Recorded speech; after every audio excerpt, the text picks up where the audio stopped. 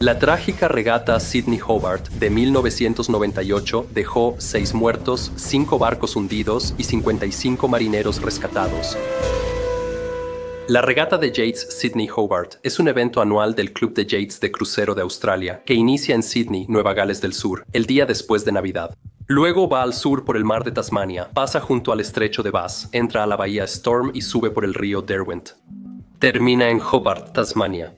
La carrera cubre unas 630 millas náuticas y es considerada una de las regatas de yates más desafiantes del mundo.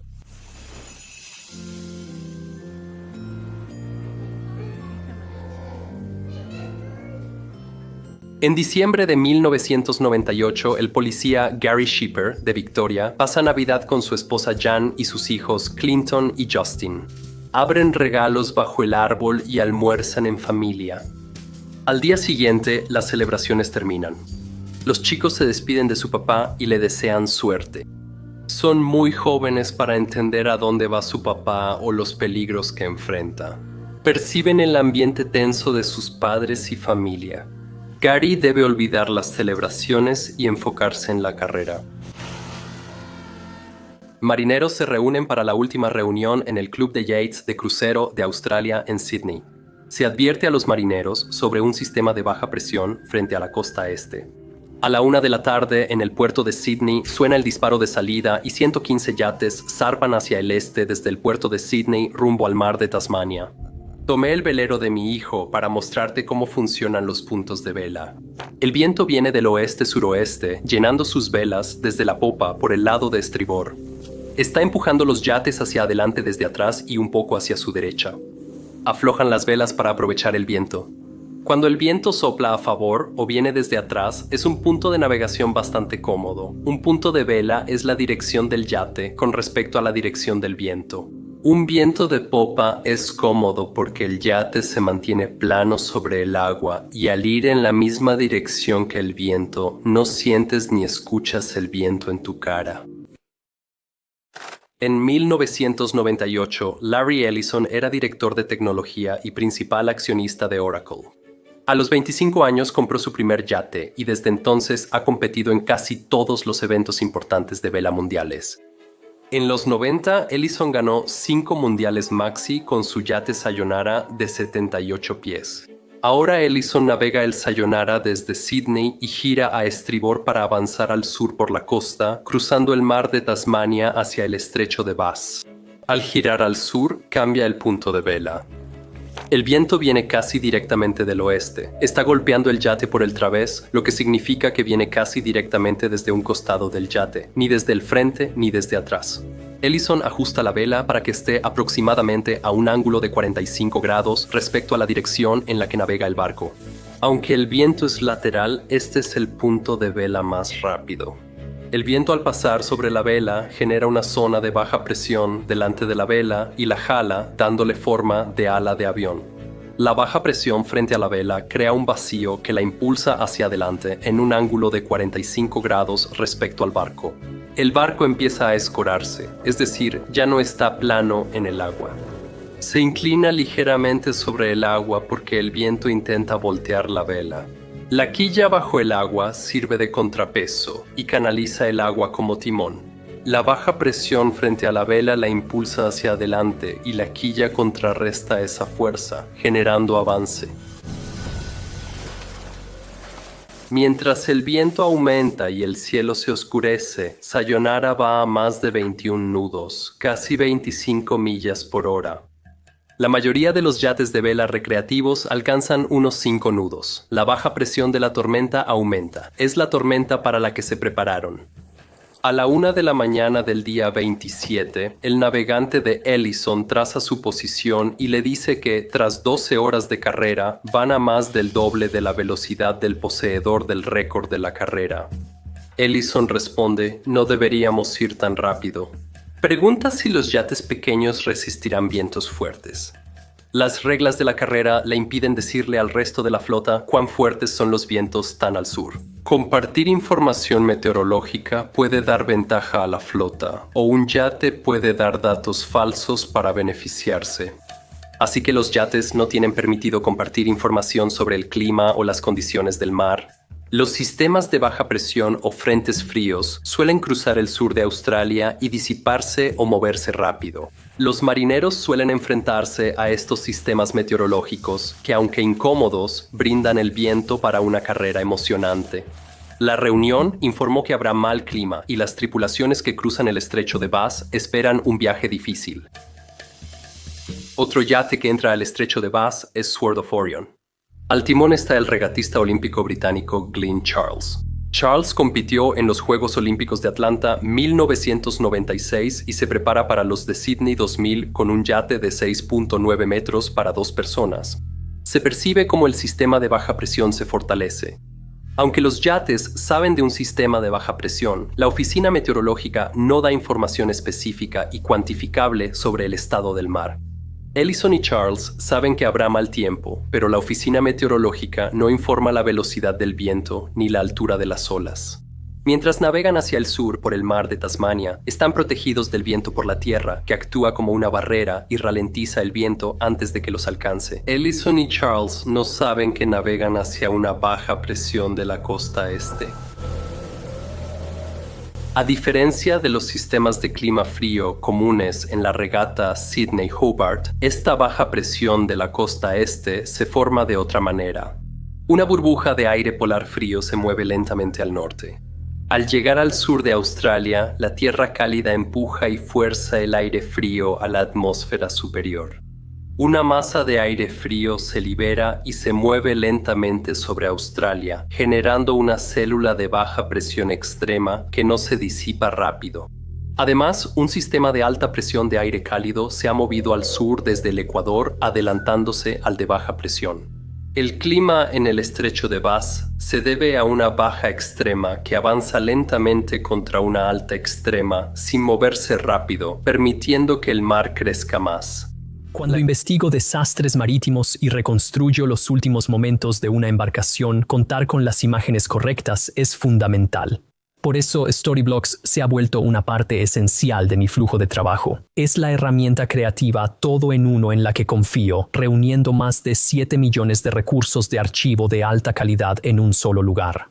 Si necesito recrear la tensión exacta de una tormenta furiosa, puedo obtener al instante imágenes de olas fuertes y combinarlas con el sonido del viento aullando para construir la narrativa. Y si falta algo, utilizo sus herramientas de IA integradas. Con la edición de video con IA impulsada por Runway, puedo personalizar clips rápidamente mientras mantengo todo el control creativo. Y con la narración por IA impulsada por Eleven Labs, puedo crear una voz en off que se adapte a la historia. Debido a que está diseñado para la velocidad y la simplicidad, accedo a toda la biblioteca directamente dentro de After Effects y Premiere Pro usando el complemento de Storyblocks.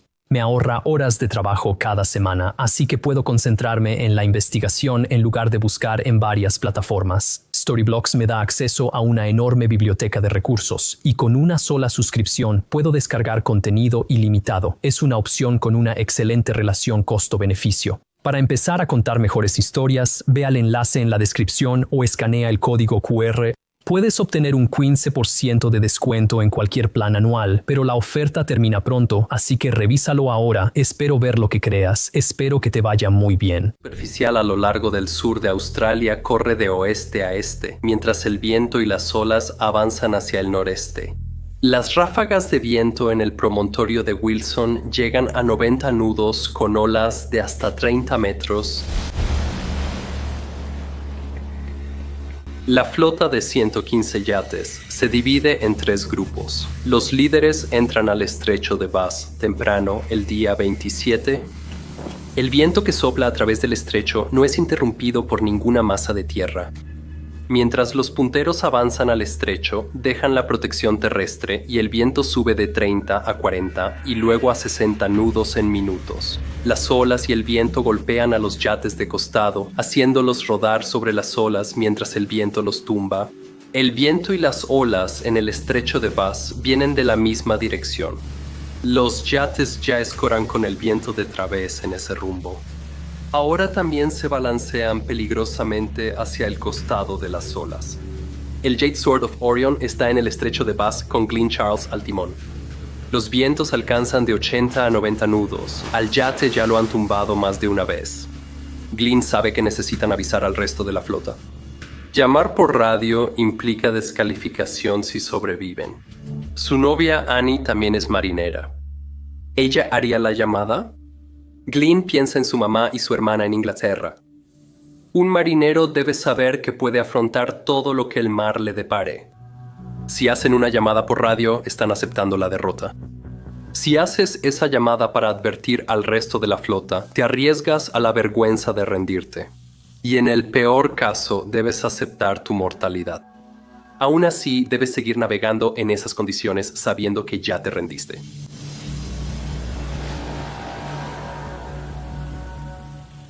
El policía Gary Shipper es parte de la tripulación del Jade Challenge Again de 12 metros y medio, que navega hacia el estrecho de Bass. El Challenge Again enfrenta fuertes vientos y grandes olas en la cubierta. A la 1 de la mañana, Shipper está trabajando en la cubierta. ¿No tiene equipo de seguridad? No tiene chalecos salvavidas, no está sujeto a la cubierta con un arnés y una línea de vida, y no tiene una radiobaliza de emergencia o una baliza de localización de emergencia.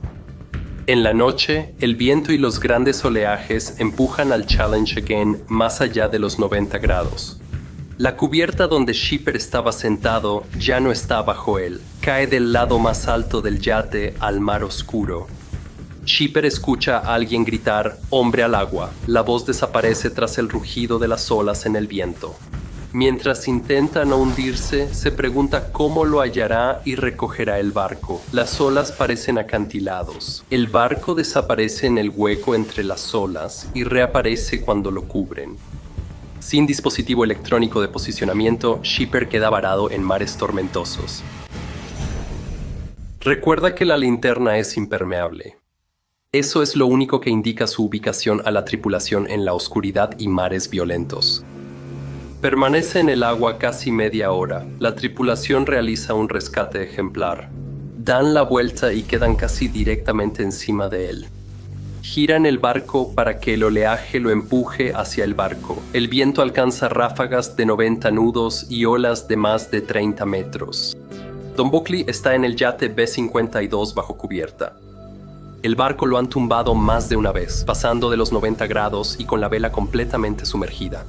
El barco sube una ola rugiendo y el timonel grita. ¡Cuidado! El B-52 cae de la cresta y se estrella boca abajo en el agua.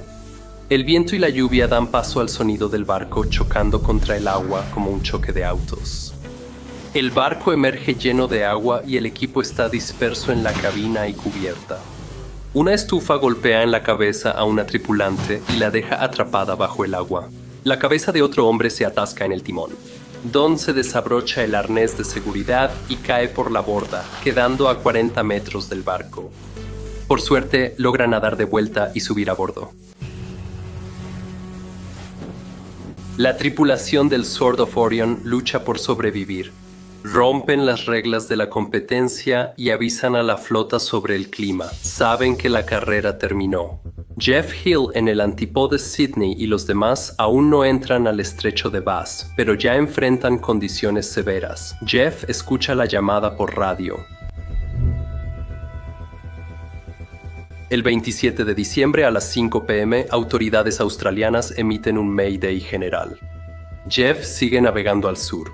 Él y su equipo han invertido tiempo y dinero en esta carrera. Sabe que para algunos es su única oportunidad. Si se retiran, volverán a casa preguntándose si lo habrían logrado. Si continúan adentrándose en el estrecho de Bass, duda si volverán vivos. No podría enfrentar a las familias de su tripulación si algo les pasa. Por eso se retira de la carrera y va al puerto seguro más cercano en Eden. 39 yates más lo siguen. Saben que el costo de perder la vida supera por mucho el orgullo tonto de ponerse en aún más peligro del que ya están.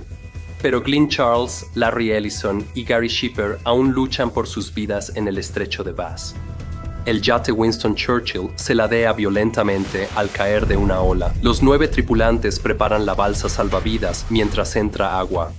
Abandonar un yate en clima severo implica dejar una cubierta sólida por una balsa inflable, separados del agua solo por una delgada lámina de plástico. Al subir a la balsa salvavidas, dudan si verán a sus familias otra vez. La aventura de 630 millas náuticas se ha convertido en una lucha por sobrevivir y solo está empeorando.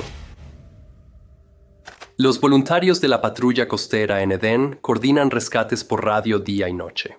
35 aeronaves militares y civiles y 27 embarcaciones de la Marina Real Australiana participan en el rescate. El exolímpico británico Glyn Charles es arrastrado por la borda del Jade Sword of Orion y se ahoga. Nunca recuperan su cuerpo, su mamá y hermana no pueden enterrarlo. A bordo del yate Winston Churchill, el equipo logra subir a sus balsas salvavidas. Pero una de esas balsas salvavidas da tumbos entre las olas y es destrozada. Los 3 tripulantes se ahogan. El yate Business Post Niad pierde el mástil y va dando tumbos entre las olas. El capitán sufre un infarto y otro tripulante muere. Tras caer al agua y ser rescatado, Gary Shipper cruza la meta a bordo del Challenge Again en el lugar 24. Su esposa e hijos podrán pasar otra Navidad juntos.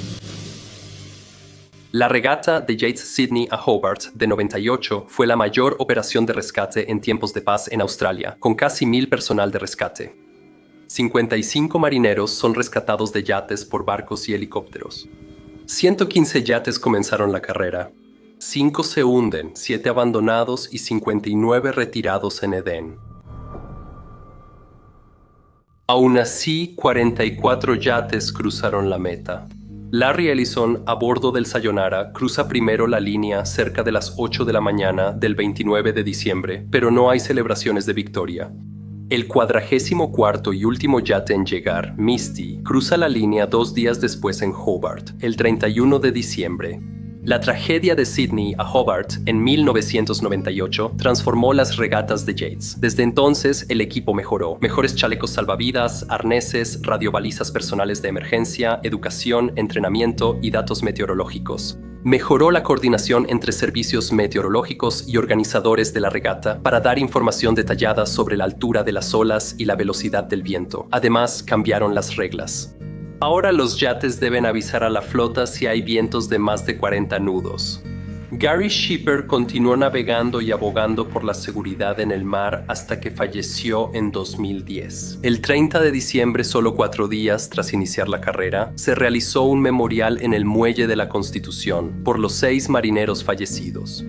Hugo Van Kretschmar, comodoro del Club de Yates de Crucero de Australia, organizador de la carrera, lee un comunicado. Mike Bannister, John Dean, Jim Law, Glenn Charles, Bruce Guy, Phil Skeggs. Que el viaje eterno que han emprendido sea bendecido con mares tranquilos y suaves brisas. Que nunca tengan que rizar ni cambiar una vela de proa por la noche. Que tu litera siempre esté cálida y seca